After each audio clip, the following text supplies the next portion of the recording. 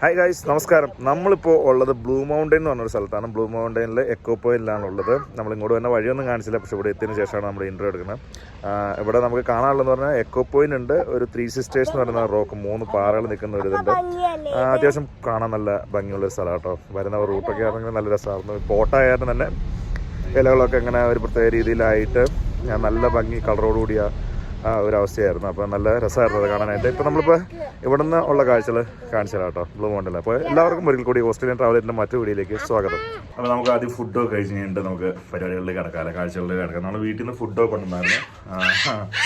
വീട്ടിൽ നിന്ന് ഫുഡൊക്കെ കൊണ്ടുവന്ന് നമുക്കത് ഇതുപോലുള്ള ഒരു സെറ്റപ്പിലായിരുന്നു കഴിക്കേണ്ടത്. ഇതുപോലത്തെ ഒരു ഗുഹ പോലത്തെ സംഭവം, ടേബിളും കാര്യങ്ങളൊക്കെ ഉണ്ട്. ടേബിളും കാര്യങ്ങളൊക്കെ ഇട്ടിട്ടുണ്ട്. അപ്പോൾ നമ്മൾ ഇഡ്ഡലിയൊക്കെ കൊണ്ടുവന്നിട്ടുണ്ടായിരുന്നു. അപ്പോൾ ഇവിടെ ഇരുന്ന് കഴിക്കാം. ഇവിടെ നമുക്ക് മുമ്പിലേക്ക് നോക്കി കഴിഞ്ഞാൽ ബ്ലൂ മൗണ്ടൻ്റെ കുറച്ച് കാഴ്ചകൾ കാണാം.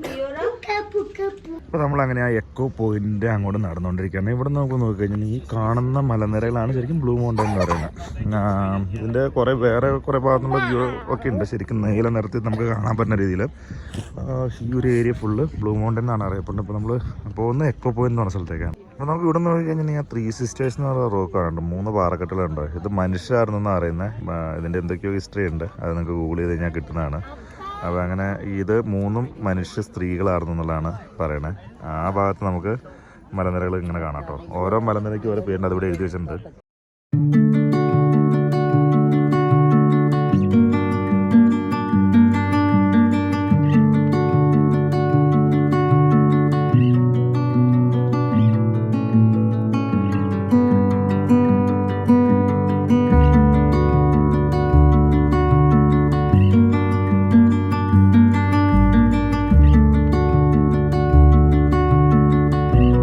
സിസ്റ്റേഴ്സിനെ അങ്ങനെ ഓരോ ഏരിയയിൽ നിന്ന് നോക്കാനായിട്ട് ലുക്ക് ഔട്ട് പോയിൻറ്റ്സ് ഉണ്ട് കേട്ടോ. അങ്ങനെ ഇടതുവശത്ത് നിന്ന് വലതുവശത്ത് നിന്ന് അങ്ങനെ എല്ലാം നോക്കാനായിട്ട് ഇവിടെ ലുക്ക് ഔട്ട് പോയിൻറ്റ്സ് ഉണ്ട്. അപ്പോൾ നമുക്ക് ഓരോ സ്ഥലത്ത് വേണമെങ്കിൽ പോയി നിന്ന് കറക്റ്റായിട്ട് അതിൻ്റെ ഒരു വ്യൂ കിട്ടുന്നതാണ്. അപ്പോൾ ഇവിടെ തന്നെ ഈ എക്കോ പോയിൻ്റ് ഇവിടെ തന്നെ 3 സിസ്റ്റേഴ്സ് റോക്ക് കാണാം. അതോടൊപ്പം തന്നെ നമ്മുടെ പ്രിൻസ് ഹെൻറി ക്ലിഫ് വാക്ക് എന്ന് പറഞ്ഞ സംഭവമുണ്ട്.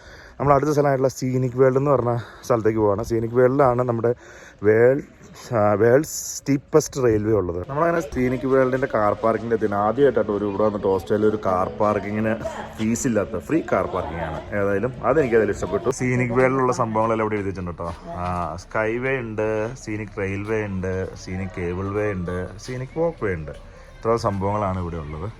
അപ്പോൾ നമുക്ക് പോയി ഈ വഴിക്കേടെയാണ് മുകളിലേക്ക് പോകേണ്ടത്. ടിക്കറ്റൊക്കെ എടുക്കുന്ന കൗണ്ടറൊക്കെ അവിടെ ആയിരിക്കും എനിക്ക് തോന്നുന്നു. അങ്ങോട്ട് നടക്കാം. അപ്പോൾ നമ്മളിതുവഴി മെയിൻ എൻട്രിയിലേക്ക് കയറി ഇവിടെ നിന്ന് വേണമെങ്കിൽ ടിക്കറ്റ് എടുക്കാം. അല്ലെങ്കിൽ അവിടെ വരുന്ന വഴിക്കൊക്കെ QR കോഡ് സ്കാൻ ചെയ്യാനുള്ള സംഭവങ്ങളുണ്ട്. അതിൻ്റെ അത് സ്കാൻ ചെയ്ത് വേണമെങ്കിൽ നമുക്ക് ടിക്കറ്റ് എടുക്കാം കേട്ടോ. അപ്പോൾ നമ്മൾ ടിക്കറ്റ് എടുത്ത് കഴിയുമ്പോൾ നമുക്ക് ഇതേക്കൂട്ടുള്ള ബാൻഡ് തരും കേട്ടോ. ഇതാണ് ഈ QR കോഡ് ഉപയോഗിച്ചാണ് ഓരോ സ്ഥലത്ത് നമ്മൾ സ്കാൻ ചെയ്യേണ്ടത്. ഈ സ്കൈ വേ പ്ലസ് എന്താ പറയുക കേബിൾ വേ, സ്റ്റീപ്പ് റെയിൽവേ എല്ലാം കൂടെ ചേർത്ത് അഡൽസിന് $68 കിഡ്സിന് 3 to 15 ഏജ് വരെയുള്ള കുട്ടികൾക്ക് $38 ഫീസ് വന്നത്. അപ്പോൾ മൊത്തം നമുക്ക് 307 സംതിങ് ആയി.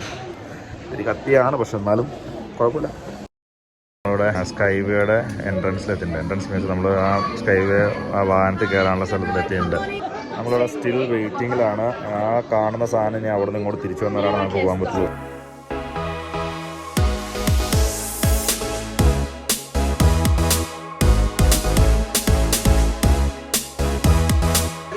അങ്ങനെ നമ്മൾ ആ സ്കൈവേയുടെ ഉള്ളിലേക്ക് കയറാൻ പോവാണ്.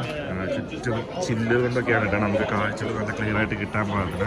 അപ്പോൾ നമ്മൾ ഏതെങ്കിലും ഒരു മൂലയ്ക്ക് പോയി നിൽക്കാൻ പോവുകയാണ്. അതോടൊപ്പം തന്നെ ഇവിടെ ചില്ല് താഴത്തേക്ക് കാണാൻ പാകത്തിന് ഇവിടെ ചില്ല് കൊണ്ട് സംഭവം ഉണ്ടാക്കി വെച്ചിട്ടുണ്ട്.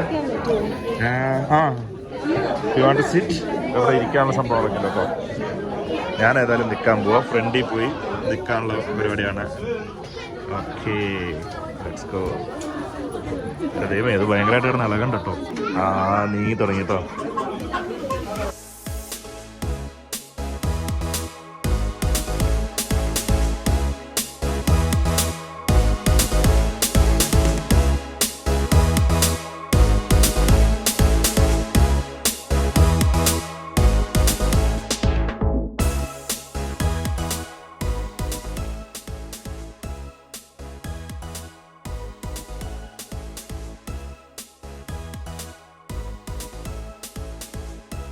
ആ സ്കൈ വേയിലൂടെ വന്ന് കുറച്ച് നേരം മുമ്പോട്ട് നടക്കുമ്പോൾ നമുക്ക് കുറച്ച് നടക്കാനുള്ള വഴിയുണ്ട്. അതിൻ്റെ അകത്ത് നമുക്ക് ലുക്കൗട്ട്, എല്ലായിടത്തും ഈ ലുക്കൗട്ട് പോയിന്റുകളുണ്ട്. അതുകൂടാതെ ഇവിടെ ഒരു പ്രിൻസ് ഹെൻറി ക്ലിഫ് വാക്ക് എന്ന് പറഞ്ഞൊരു സംഭവം ഉണ്ട്. അതിൻ്റെ അകത്ത് നമ്മളിപ്പോൾ ആ സ്കൈ വേയിലിരുന്ന് കണ്ട വാട്ടർഫോൾസിൻ്റെ റിസർവോയർ അല്ലേ, റിസർവ് ഏരിയ വരെ നമുക്ക് നടക്കാൻ പറ്റും. ഏകദേശം ഒരു 300 മീറ്റർ ഉണ്ട് ഇവിടുന്ന്. അപ്പോൾ അവിടെ വരെ പോയിട്ട് വരാൻ നേരം കൊണ്ട് ഞങ്ങൾ നടന്നുകൊണ്ടിരിക്കുകയാണ്.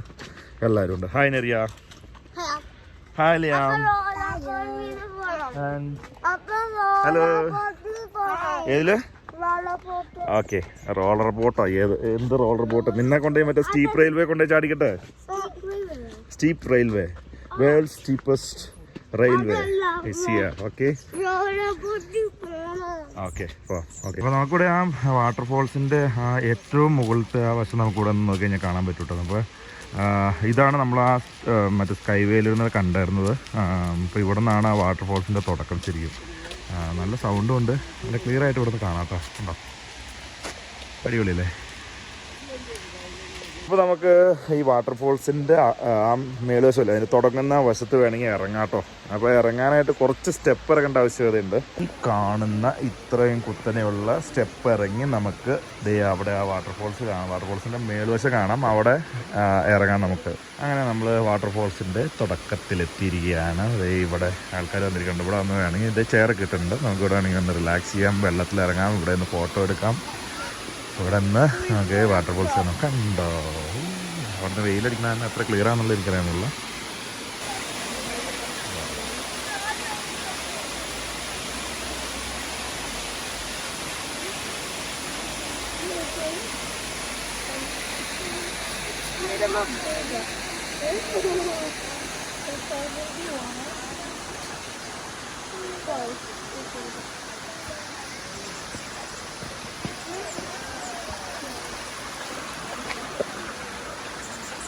നമ്മൾ കണ്ട ആ കത്തുമ്പ വാട്ടർഫോൾസിൻ്റെ തുടക്കം ഇവിടെ നിന്നാണ്.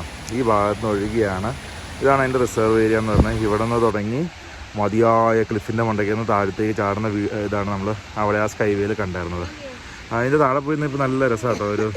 ഒരു കുളിർമയൊക്കെ ആയിട്ട് നല്ല അടിപൊളി സൂപ്പർ പീസ്ഫുൾ ഏരിയ എന്നാണ് പറയുന്നത്. നല്ല അടിപൊളി ഏരിയ. ഈ ഭാഗം എനിക്ക് ഇഷ്ടപ്പെട്ടു ഭയങ്കരമായിട്ട്.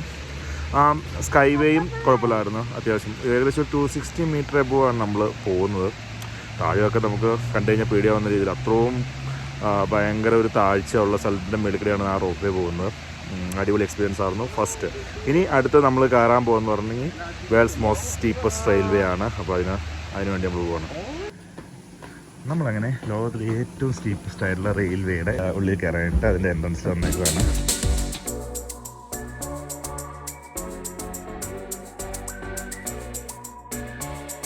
നമ്മൾ കാത്തിരുന്ന നിമിഷത്തി നമ്മൾ ട്രെയിനിൻ്റെ ഉള്ളിലേക്ക് കയറാൻ പോവാണ്. ചെറിയൊരു ഭയമൊക്കെ ഉണ്ട്, എന്നാലും കയറി നോക്കാം എങ്ങനെയുണ്ടെന്നറിയില്ല. പേടിച്ച് പറയ്ക്കുമെന്നറിയില്ല. അത് കയറുമ്പോൾ ഡോർ ഓപ്പൺ ചെയ്തു. ഫ്രണ്ട് റോയിൽ 4 പേരിരിക്കും. ഇത് ഇത്രയും കുത്തനെ താഴ്ത്തി ഡോറാണ്. എൻ്റെ ദൈവമേ മതി, ഇവിടെ നോക്കിയിട്ട് പേടിയാവുന്നുണ്ട്. അത്താവേ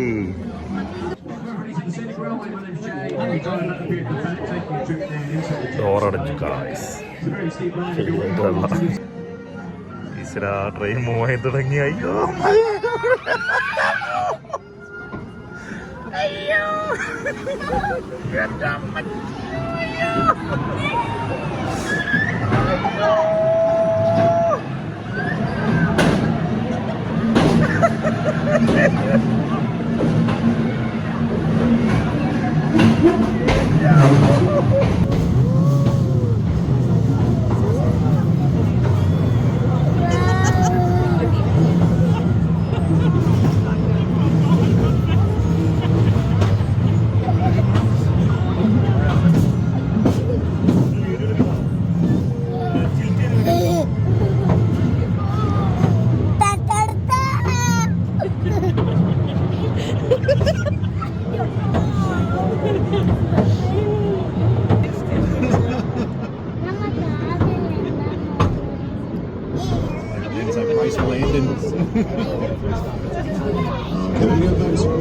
നമ്മൾ ആ സീനിക് റെയിൽവേയിൽ കയറി വന്നു കഴിഞ്ഞാൽ നമുക്ക് ഇങ്ങനെ കാടിൻ്റെ ഉള്ളിൽ കൂടെ ഒരു വോക്ക് നമുക്ക് പോകാം. അവിടെ വെള്ളച്ചാട്ടം കാര്യങ്ങളൊക്കെ ഉണ്ട്. ശരിക്കും തനി കാടാട്ടോ, ഒരു രക്ഷയില്ലാത്ത കാട്. ചുറ്റും ഇങ്ങനത്തെ മരങ്ങൾ മാത്രമേ ഉള്ളൂ. പേടിയാവുന്ന രീതിയിലുള്ളൊരു കാട്, പക്ഷെ നല്ല തണുപ്പും ഒക്കെ ആയിട്ടേ അടിപൊളി സ്ഥലമാണ് നടക്കാനൊക്കെ, ഇപ്പോൾ റിലാക്സേഷന് വേണ്ടി നടക്കാനൊക്കെ പറ്റും. പക്ഷേ അങ്ങോട്ട് പോയി അധികം ആരെയും കാണാത്ത കാരണം ഞങ്ങൾ തിരിച്ചു കിടക്കുകയാണ്. അപ്പോൾ ഈ റെയിൽവേ ഇവിടെ നിർമ്മിച്ചത് നമ്മുടെ കോൾസ് കൊണ്ടുപോകാനായിരുന്നു, കൽക്കരി കൊണ്ടുപോകാനായിട്ടുള്ളതായിരുന്നു. അപ്പോൾ പഴയകാല ഒരു കൽക്കരി റെയിലിൻ്റെ ഭാഗങ്ങളിവിടെ കാണാം. നോക്കിയത് കൽക്കരിയാണ്. കൽക്കരി അല്ലേ? കോൾസ് ആഹിയ കണ്ടോ, കൽക്കരിയാണ് കണ്ടോ.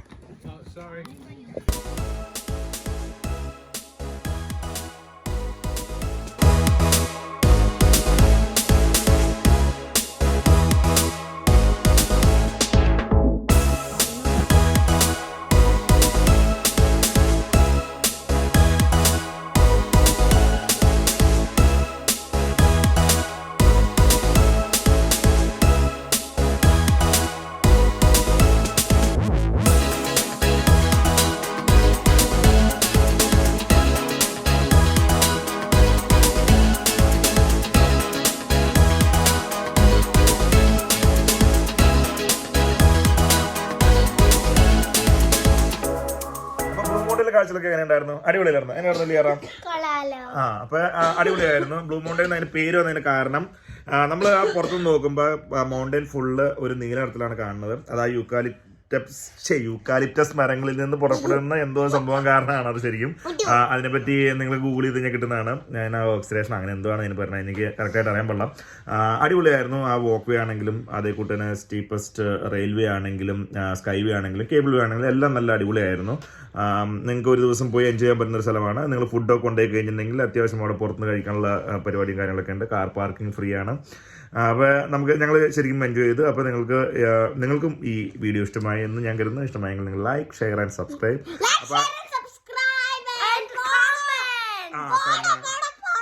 കമന്റ്. ഓക്കെ, അപ്പോൾ അടുത്ത വീഡിയോ വരുന്നതായിരിക്കും. This is Dindo and this